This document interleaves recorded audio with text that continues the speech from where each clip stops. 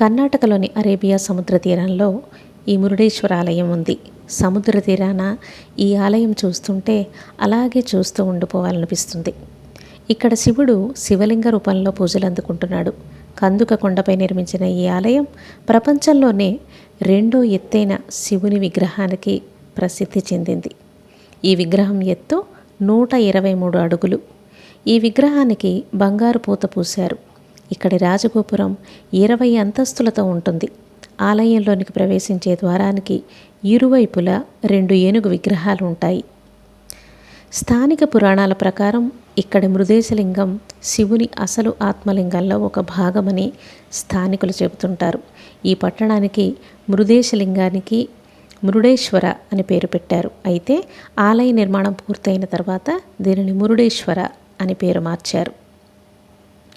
జానపద కథల ప్రకారం రావణుడు తన ఆత్మలింగాన్ని అంటే శివుడి ఆత్మని తనకు అప్పగించమని కోరుతూ శివుడిని తీవ్రంగా ప్రార్థించాడు.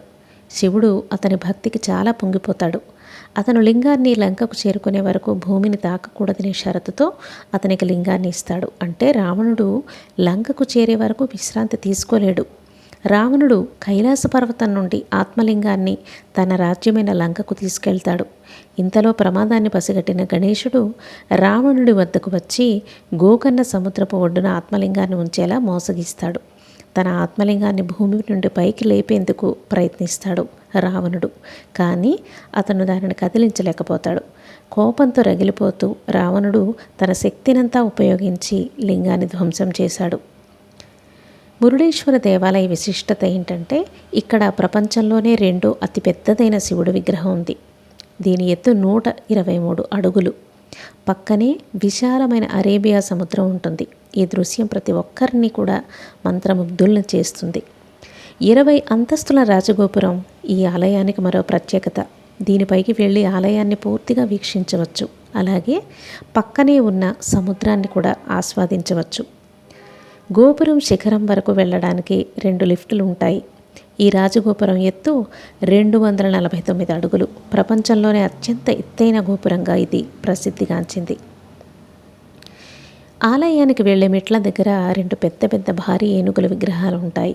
కందుక కొండ ఉపరితలంపై అనేక శిల్పాలు నిర్మించబడ్డాయి. వీటిలో గీతోపదేశం, సూర్యరథం మరియు రావణుడి నుండి ఆత్మలింగాన్ని స్వీకరించిన గణేశుడి శిల్పం ఉన్నాయి. ఆలయం వెనుక ఒక కోట ఉంటుంది. ఇది కూడా మంచి పర్యాటక ప్రదేశం. మహాశివరాత్రి నాడు కర్ణాటక నుండే కాకుండా పొరుగు రాష్ట్రాల నుండి కూడా వేలాది మంది భక్తులు ఈ ఆలయాన్ని దర్శించుకుంటారు. నిర్మాణం చాళుక్య మరియు కదంబ శిల్పాలతో ద్రావిడ నిర్మాణ శైలి నుండి ప్రేరణ పొంది నిర్మించారు. గర్భగుడి లోపల భూమికి 2 అడుగుల దిగువన ఉన్న శివలింగాన్ని చూడవచ్చు.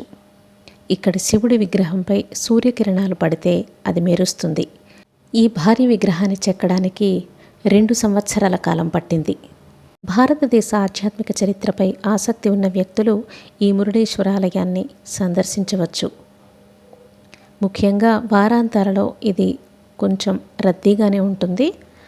ఈ ఆలయాన్ని సందర్శించాలంటే ఉదయం 3 గంటల నుండి మధ్యాహ్నం 1 గంట వరకు, తిరిగి మధ్యాహ్నం 3 గంటల నుండి రాత్రి 8 గంటల వరకు సందర్శించుకోవచ్చు. ఆలయాన్ని సందర్శించడానికి 2-3 గంటల వ్యవధి పడుతుంది. పురుషులైతే ధోతీలు, మహిళలైతే చీర మరియు దుపట్టాతో కూడిన చుడిదార్ని ధరించవచ్చు. ప్రత్యేకించి శివుని యొక్క అద్భుతమైన ఎత్తైన విగ్రహం కారణంగా వారాంతాలలో ఈ ప్రాంతం రద్దీగా ఉంటుంది.